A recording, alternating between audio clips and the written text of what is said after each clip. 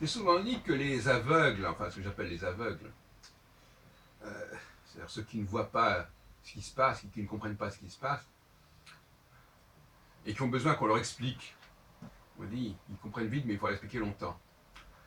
Eh bien, ces gens-là, ils jugent les propos des uns et des autres par la façon dont on en parle, ou alors la façon dont la personne s'exprime. Hein.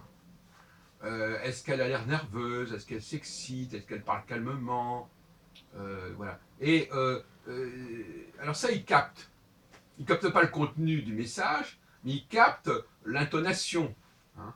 C'est comme quelqu'un, par exemple un Chinois, qui ne comprendrait pas un mot de français, à un moment donné, il verrait que les gens haussent la voix, ou font ceci, ou font cela.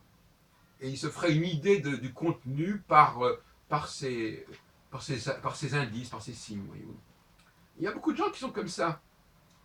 D'ailleurs, moi, ça m'amuse beaucoup parce que parfois, je dis les choses de manière un petit peu agressive ou en criant un petit peu. Et alors, immédiatement, il y a des gens qui disent mais pourquoi vous criez? Et ça les perturbe. Et ça les incite à penser que ce que je dis n'est pas valable, par exemple. Et inversement, si quelqu'un dit les choses très calmement et très limpidement, etc., alors là, ça va être valable, voyez-vous. Et ben, ils sont comme ça, qu'est-ce que je vous dis? Ils sont comme ça. Alors, c'est un handicap.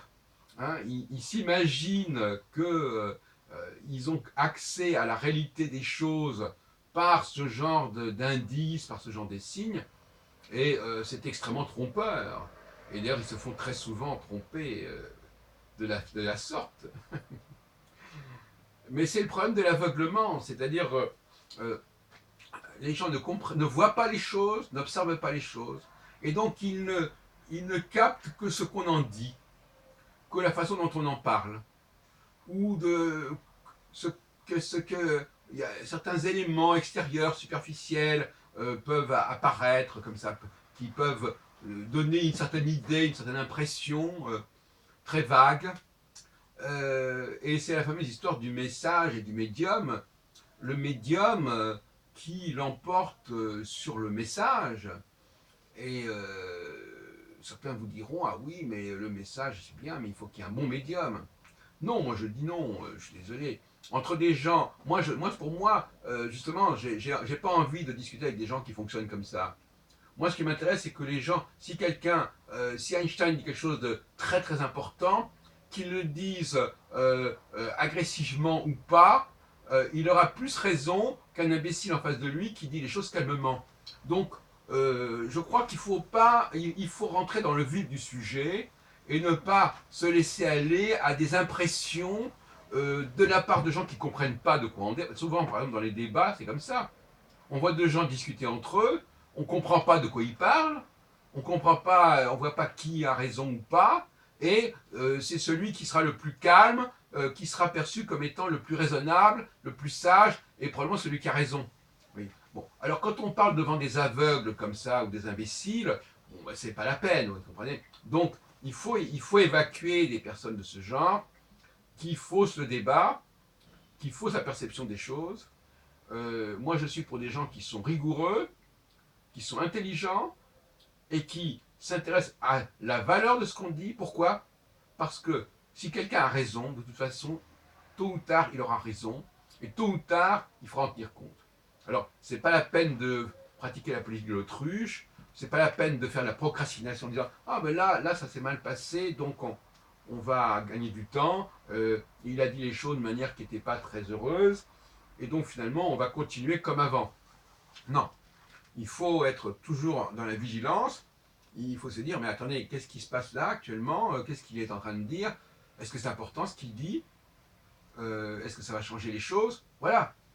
Maintenant que ça a été dit comme ceci ou comme cela, c'est comme quelqu'un qui dit, ah oui, ils ont dit qu'il y a quelqu'un qui crie au feu, mais alors le type qui a dit ça, il avait l'air, il était mal habillé, ou bien il était très énervé, donc on n'a pas fait attention à ce qu'il disait, on a trouvé que c'était excessif, et puis, bon, enfin, c'est n'importe quoi. N'importe quoi. Donc, médium et message, non. Le message d'abord. Hein. Le message, la qualité du message, Et la qualité du message, ça n'est pas le médium, encore une fois. La qualité du message, c'est le contenu intrinsèque du message. Qu'est-ce qui est dit? Quelle est la formulation qui est donnée? Et à quoi ça renvoie? Si le message renvoie à des choses qu'on peut observer, il n'y a pas de problème. Mais quelqu'un qui est aveugle, il n'observe pas. Donc il n'a pas ce critère de comparaison, donc il ne voit pas. Donc comme il ne voit pas, il n'y a que le médium qui est important. C'est-à-dire vous avez un système ternaire. Le médium, le message et le réel. Bon. Il y a ceux qui peuvent comparer le message et le réel, et ceux qui peuvent comparer uniquement le message et le médium. Voilà, voilà, c'est là la question. On est dans un système ternaire. Ceux qui peuvent comparer le message et le réel, bon, bah, le médium, on s'en fout. Et ceux qui comparent le médium et le message, bah, le réel, on s'en fout. Voyez-vous? Donc, il y a toujours un des trois facteurs qui est out, qui est mis de côté, qui est relativisé comme secondaire. Bon, ouais. Alors donc voilà, c'est comme ça. On est soit type médium-message, donc on est aveugle, on est femme essentiellement, soit type message-réalité, observation, et là on est homme. Voilà, c'est tout. Voilà, en gros, c'est comme ça que ça se passe. Le fonctionnement mental, psychique, fonctionne sur ces bases-là.